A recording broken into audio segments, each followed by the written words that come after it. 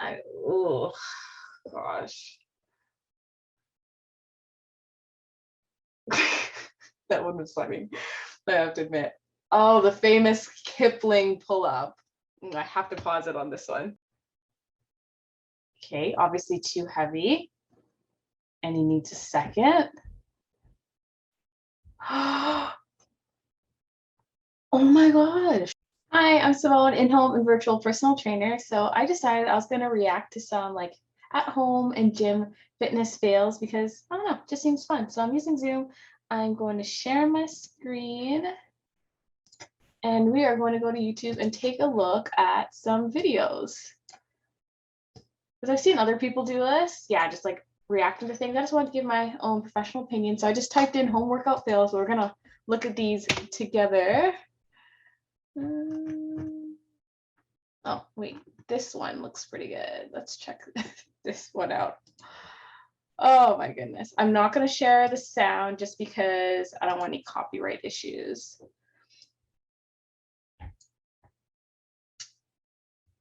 Ooh. Okay, she didn't even get a chance to unrock it, so I don't even know if she did that. But I think what's probably going to be the common denominator here is that people are like advancing too quickly in terms of weight or the movement, and they really should be, you know, taking their time with that progressive overload. I think she lifted too heavy, and because she's not able to actually rack it with the rack, obviously she has that difficulty of taking it off her shoulders now. So really when you're doing those types of exercises, you should have strong shoulders. So I would say if you're going to be doing the squat, you should also be doing shoulder presses so that you have that combination. But even so, like getting the bar and then putting it behind behind the head is now, you know, not considered the best exercise move anymore. It's very like old school, just because of the shoulder impingement issues, and it's just not the greatest for the body. So yeah, she's probably just better off maybe doing a deadlift or something. That's my opinion anyways. This one looks like just a couple fun thing to do, I guess. Ugh. That's the thing with these things, when they're not secured properly, things like that happen. I have a couple clients who've had their pull-up bars secured in a good spot and they haven't had any issues. But then again, there's always that possibility when you're not having an actual machine. But pull-ups are an amazing exercise. I encourage everyone to do them. Well, most of my clients to do them if they can. But yeah, it's tough if it's not set up correctly. This one, I just hope she's okay. Oh, okay. So there, he should have, I mean, him getting out of that was actually pretty good. I thought it was going to be worse. For that type of move, you need strong shoulders, and you could see that he has them, because if you don't, you're just not doing that move, along with, you know, everything else, strong core and everything. I would not recommend that for someone who has shoulder injuries. Definitely not. I think he could definitely be able to actually achieve whatever he's trying to achieve. Maybe he's just trying to like do the lean, or like something similar to a flagpole, but he needs to just take his time getting there. He should have just moved like a couple inches, held that, come back to center, maybe do a couple reps of that first before he just immediately went down with the legs there. But he has potential. Oh, this one, I just don't. I mean, using he's moving it out there.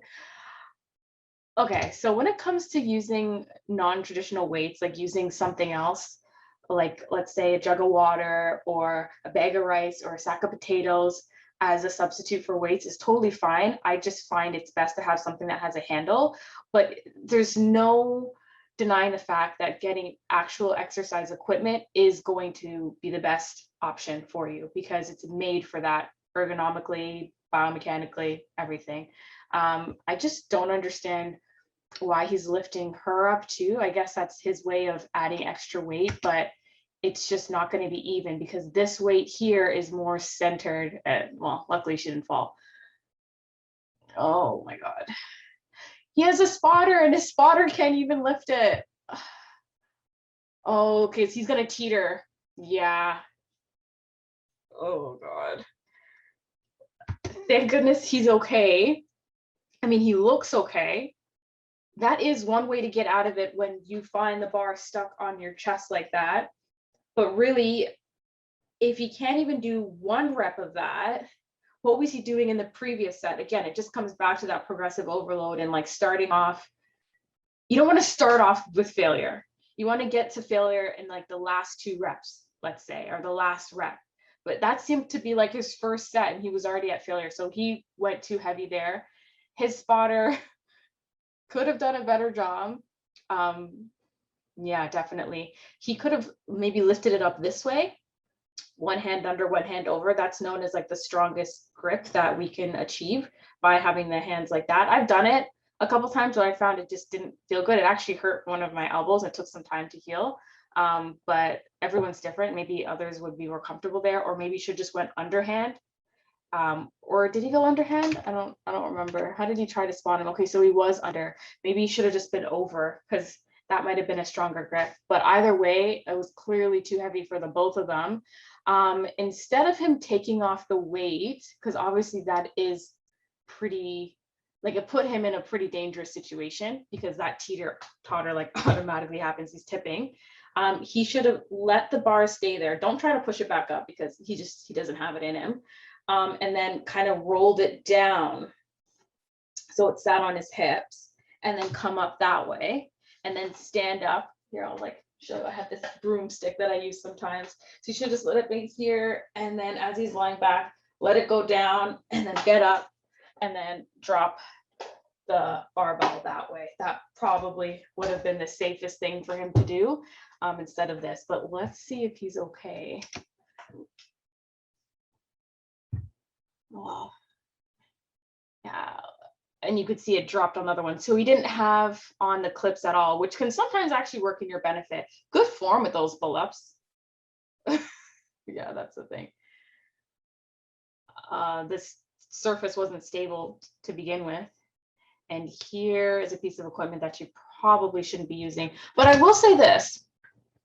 When you have a piece of equipment that you're using for your weight training that is unstable like this, like I said, you probably want to use equipment that's made for exercising. That would be good too, obviously the best option. But there is some benefit to having something that's wobbly and not even. That's why some people, I don't know if you've seen it, where they have a dumbbell and then they attach like a resistance band to it, or they're doing like a combination exercise with a resistance band and a dumbbell. And it really does make those stabilizer muscles work a little bit more. And there is benefit to that instability actually creates stability in your body.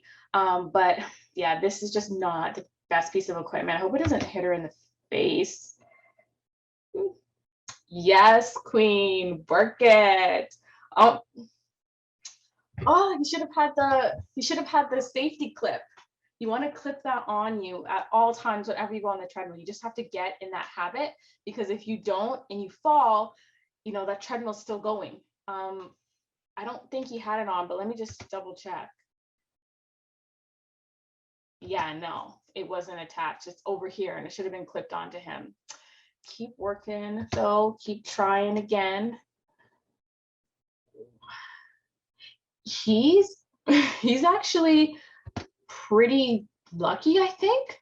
He like was able to save himself there pretty good. And that's what you want to know how to do when you're going to be doing these exercises, like a heavy chest press with or without a spotter. When you're going to be doing a clean and press or something, you need to know how to get out of that move if you need to. So you should be knowing that before you start lifting super heavy.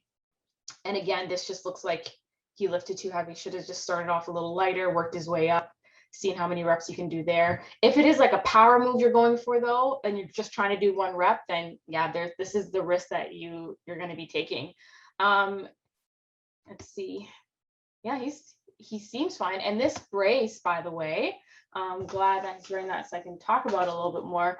They can actually be great depending on what it is that you're trying to achieve. And if you have an underlying back problem, I do encourage it for clients who have serious back problems, and especially in the beginning when they're sensitive and they're trying to reduce their back pain, but they also don't want to aggravate it, I do recommend it because it really stabilizes the back. It takes the load off the back, and it just allows you to do things a little bit more comfortably and confidently.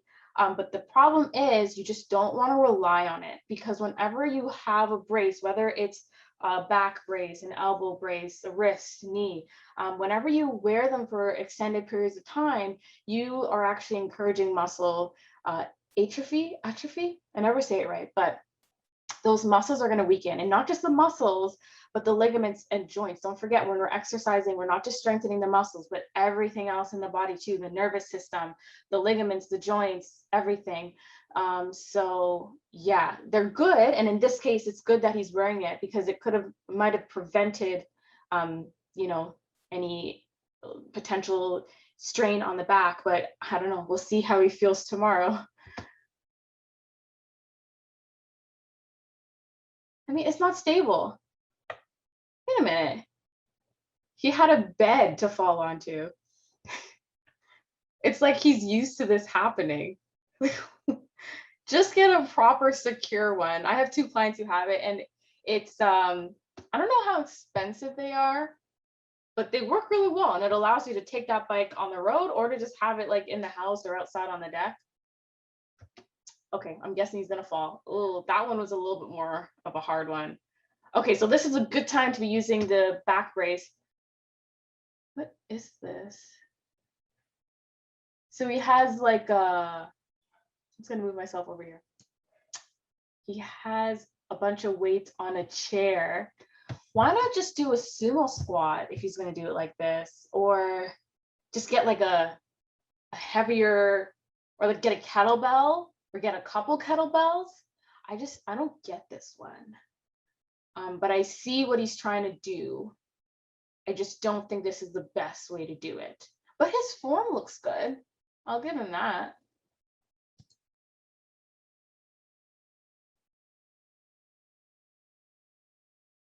I mean, his form was good. It's a little not so great. No, it's not. It's, yeah, I'm maybe being picky. But yeah, what was the point of that? Everything fell apart. So here, so again, we have a different way of using the weights. This is just not even at all. And you've seen people do this. They have the belt, and maybe like they have the chain, and then in between their legs they have a plate, and that actually works really well to have progressive overload again with your pull-ups, or just making it a little bit harder. But it's just not even here.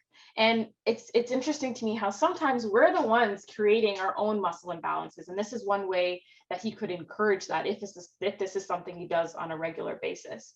And this string, I don't know if that's secure enough, so I wonder if this is going to break or something. We'll see.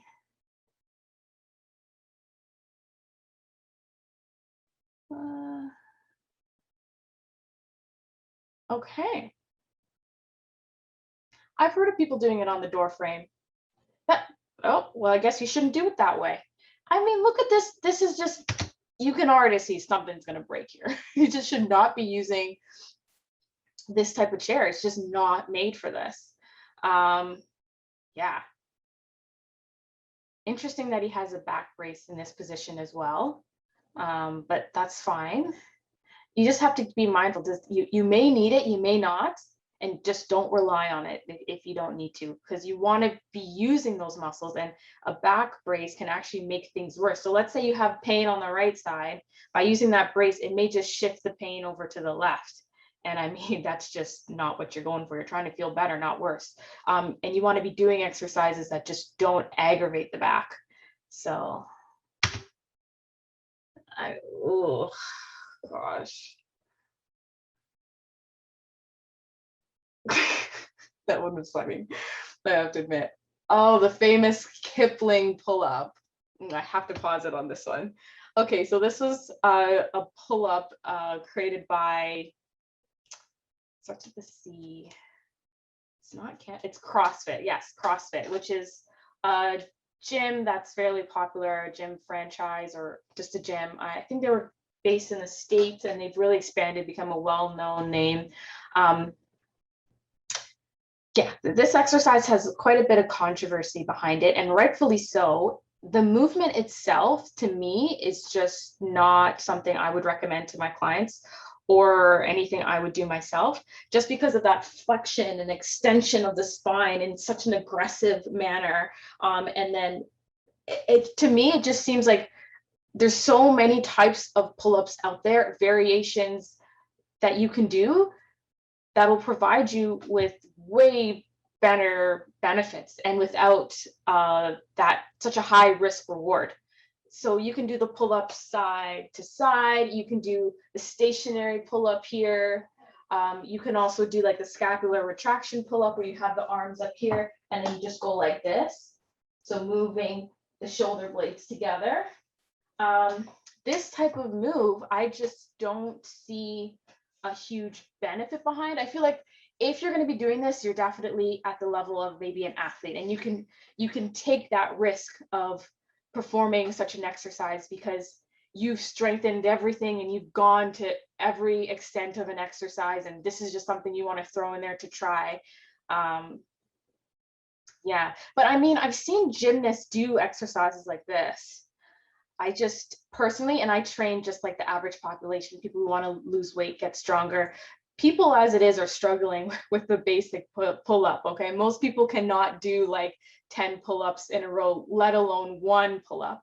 So this move is just interesting to me, very interesting. Let's check out maybe one more. Let's do one that's more at a gym, because I used to work at a gym. I used to work at 3 gyms, but then I ended up going down the in-home and virtual training route. So now let's check out one that's not too long. This one looks interesting. Let's see. I'll make it full screen. Like, what happened there? Hold on. Let me go backwards. Okay, obviously too heavy. And he needs a second. Oh my gosh. And you know what? I have seen this happen before. When I was in college, we had to study like how to lift super heavy. And they talked about trying to avoid the Valsalva maneuver. Basically, if you hold your breath a certain way when you're lifting a weight, you can force yourself to pass out just because of the increased blood pressure and stuff. But I've also seen some new research that's showing that that is not what causes you to pass out necessarily, the Valsalva maneuver. But obviously he wasn't breathing and something happened there. I've seen people lift super heavy, they'll drop it down, then they just like puke everywhere. So yeah, hopefully he's okay. I mean, he shouldn't be holding him like this. He should be having his arms out. Oh, that just looks so bad. Okay, at least he has the power rack. So if he drops it, he's okay. This looks good. The guy's, spotting him well. Looks good. What happened?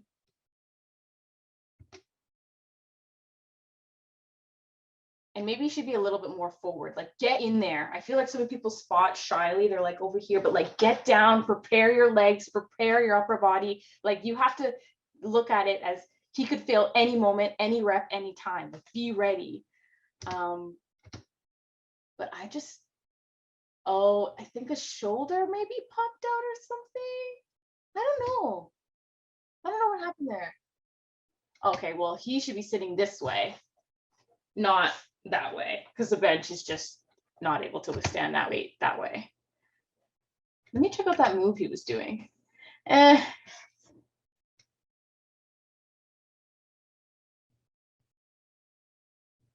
Okay, so I have my stability ball there. I love stability ball exercises, and I think crunches on a stability ball provide a lot more support for the back because they just kind of form to it. But doing them on the floor is totally fine as well. And maybe, if you disagree, let me know in the comments. This exercise that he's doing is not necessarily a bad one. He's just not doing it with great form, and he's being a bit too excessive with it. it's interesting to me how with these gym fails, people are recording someone doing a fail exercise, but are they actually going to the person and like helping them out or talking to them about it, how they can maybe make it better? I don't know. I just feel like recording someone is kind of like making fun of someone. And I guess as a personal trainer, I just want to go and help or, give a little bit of my opinion or just ask like, oh, what's your goal with this exercise? What are you trying to achieve? What does it help with? Because everyone's doing something for a reason, right? His feet should be flat on the floor. I don't like that they're on the toes like that. And because you're lifting such heavy weight, I would actually encourage the arching of the back. I know it seems crazy, but when you're doing chest presses, you'll see people, especially in the chest press competitions, like arch their back excessively. And I used to think that was so bad. Like, why are they doing that? But I understand now that it's done for a reason, to take the pressure off the back, I believe, and for something else. I just never had my clients ever do that because none of my clients are ever at that stage or that point to lift this heavy. But the technique is that way for a reason. I don't know too much about it, but yeah. Oh, see, that looked like crushing. That technique where I said to bring it here and then roll it, that would not have helped. It was just too heavy. When you're doing it that heavy, you need to have that power rack so it can just drop on the rack. But it didn't even, like in the last video, it didn't seem to help. So and I mean, there's such a thing as having two spotters, one on one side, one on the other. I would definitely have done that in this case. Oh my gosh, that looks awful. Oh, he is. He's practicing for something else. He's training for something else. Oh my God. His back is way too round. And whenever you're doing that deadlift, you don't want to have that round back ever. That back needs to be neutral, or I've even heard some professionals, physiotherapists, chiropractors say to really arch it. At the end of the day, it should not be round like how it is now. Wow, you can see how heavy it is. The bar is bending. Shaking. Oh my gosh. He should be using that core. Oh, that was more humiliating maybe than tiring or than painful. But yeah, his back is just not good.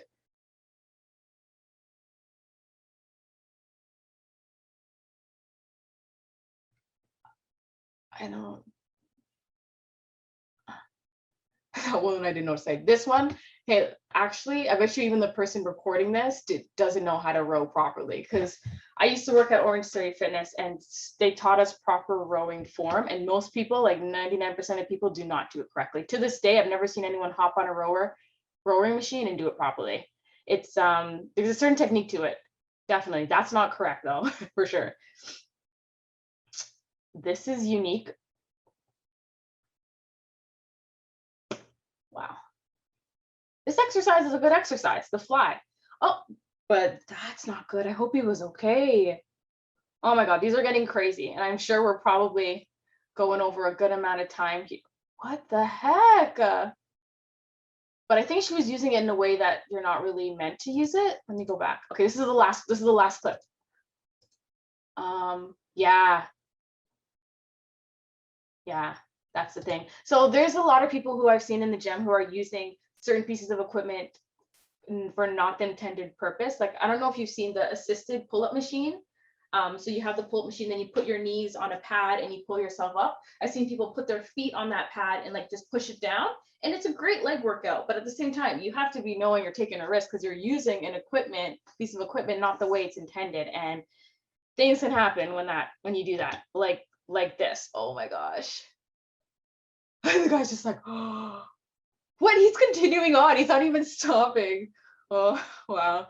Okay, that's enough for now. I'll stop sharing the screen. I hope I can do some more of these sometime in the future. Let me know what you thought in the comments below, and enjoy the rest of your day. Bye.